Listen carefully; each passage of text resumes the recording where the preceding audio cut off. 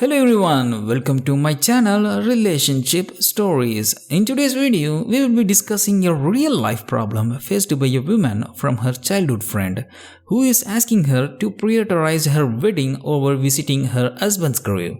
We will explore why her friend said that and what was the shocking decision taken by the woman. Let's delve into the story in this video. 7 years ago, I, 35 female, lost my husband, daughter and mother to a car accident. They were hit by a drunk driver that drove through a red light and killed all of them on impact. Their deaths greatly affected me, and if it were not for my friends and years of therapy, I would be in a much lower place right now. I am very thankful for their support and have been able to process my grief properly. 2 years ago, I took a job offer that provided more benefits than my current one and moved far away from my city to another. I travel back to occasionally meet up with my friends and of course to visit my family's graves on their death anniversary. It is a 7-hour car drive or around an hour by plane. Due to COVID last year, I drove to avoid contact with people and stayed at my old house.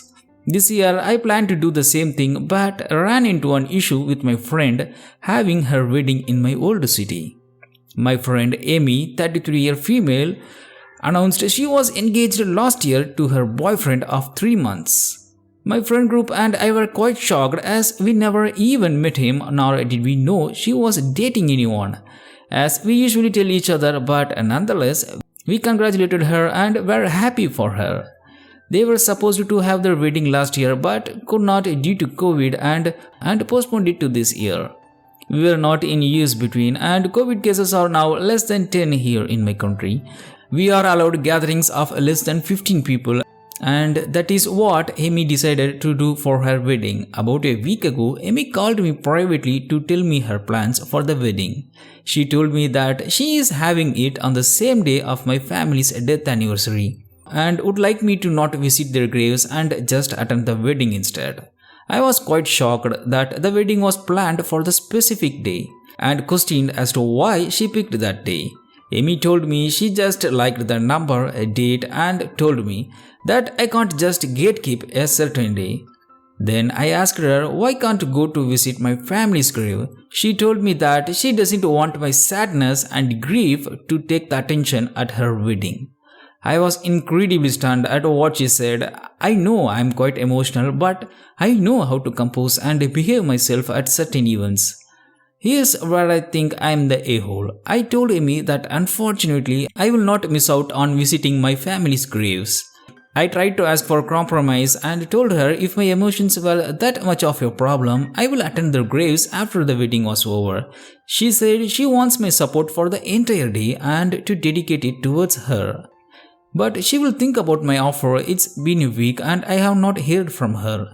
I feel like I should just go to the wedding to keep the peace as I owe it to her, especially after all the support and love she gave me after my family's death.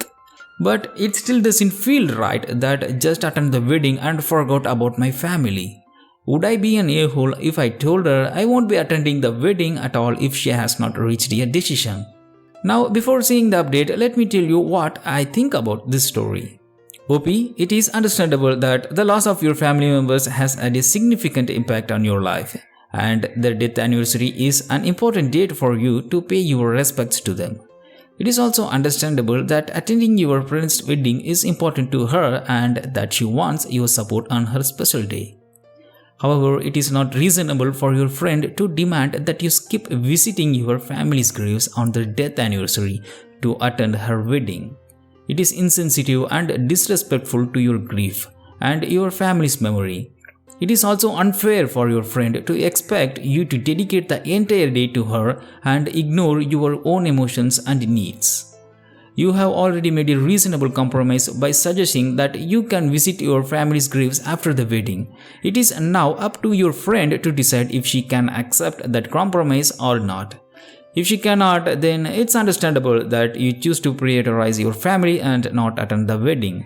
It's not fair for her to put you in the position where you have to choose between her and your family's memory. In conclusion, you would not be the a-hole if you respectfully decline the wedding invitation if your friend cannot accept your compromise. It is important to prioritize your own emotional needs and respect your family's memory. And your friend should understand and respect that as well. Now let's read some of the top opinions from the community. Not the a-hole. Amy is not your friend. She is self-centered bridezilla who doesn't care one bit about you. She knew when she picked the date, completely arbitrarily, that it was the date that you lost the 3 family members. Not just any 3 family members, not distant family members, but 3 of the hardest to lose if it happens singly. It is not enough for her that you attend her wedding, but she wants you to devote your entire day to her and pretend it is not the anniversary date of the worst day of your life. Sincerely, from the bottom of my heart, F. Amy, she is being really narcissistic and you don't need that kind of things in your life.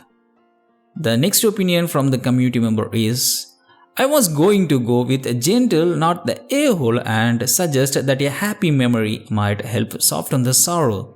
Then I read past the title. Your friend knew the significance of the date to you and chose it anyway. Strike 1.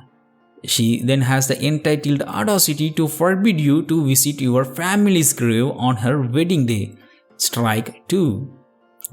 And lecture you about gatekeeping, saying that she wants your support for the entire day. Strike 3. And she is out. Then she says that she will think about letting you visit the grave after her wedding. Strike 4. Because this crazy bridezilla doesn't know when to stop. OP, I don't know if this is normal behavior for this friend, but I do know that is unacceptable. Tell her that you will be visiting the graves on that day, and if she chooses to uninvite you from the wedding because of that, it is her choice and the only decision that is hers to make if she does. I would reevaluate the friendship because you deserve better, not the a-hole at all. The opinion 3 from the community member is, I visit my grandpa's grave on the anniversary of his death each year. Down in Chicago, the first few years I told nobody, but eventually my friends wanted to do something that day. And I said no, and they asked why, and embarrassed, I explained. There was a pause until one of them asked, should we make a day of it? If I'm driving the 2 hours each way anyway and not working that day, why don't we all go down together? See, do Chicago stuff, get an Alpine sub and visit the grave while there. And now every year we all go down together, and yes, I still cry every time while we are sitting there eating our sandwiches in the graveyard. OP, you are not the a-hole. Your friends being against you visiting a grave during, before or after the wedding is not a healthy thing. They should support you. Now let's see the further update from OP. I want to start off by saying thank you to everyone who replied. I was not expecting my post to get this level of attention. I have read all your comments and thank you once again. I'm in tears now and became an emotional mess after reading your thoughts. After reading your thoughtful responses. Thank you for the love and support. I have always felt as some sort of emotional burden to my friends. So thank you for your encouraging messages and telling me to keep my head up high. Even though we are all strangers on the internet, it sort of felt like I had gained a new family. My heart goes out to the people who have messaged me privately of their experiences with losing their loved ones to drunk driving as well. Please know I have felt your pain. You are not alone in this. And I wish you all the love in this world. Now for the update, I did what some of you suggested and called my other friends to let them know what Amy had asked of me. They were quite livid and angry for me as they had no idea what Amy was planning for the wedding. We arranged a Zoom call with her the next day to discuss why is she being so insensitive to me. Well, the call was quite the battle. It started off calm, then Amy just blew up. You guys were right when you said that Amy was jealous of the attention that I had received during that time of my family's death anniversary. Her wedding was a way to shift the attention towards her. She tried to explain to us why. She tried to explain to us by having the wedding on that day. It will turn a negative situation into a positive one. When she realized she was not convincing enough, it felt as though a mask had fallen from her face and she started yelling and insulting me. She said that she is tired of having to play the supportive friend role and that it's been 7 years.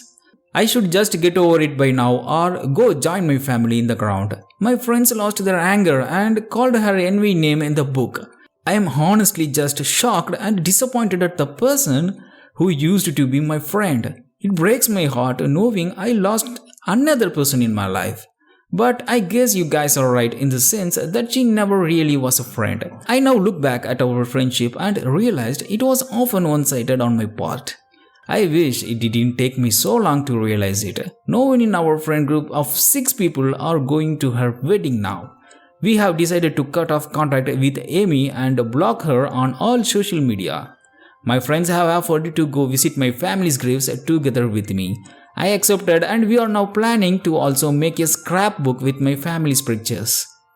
I'm actually looking forward to this day and will start to plan more eventful activities like this. Thank you once again to everyone for helping me through this. And please remember, do not drink and drive. I'm begging you, please don't. Please drink responsibly and drive safely, everyone. Thank you for giving this opportunity.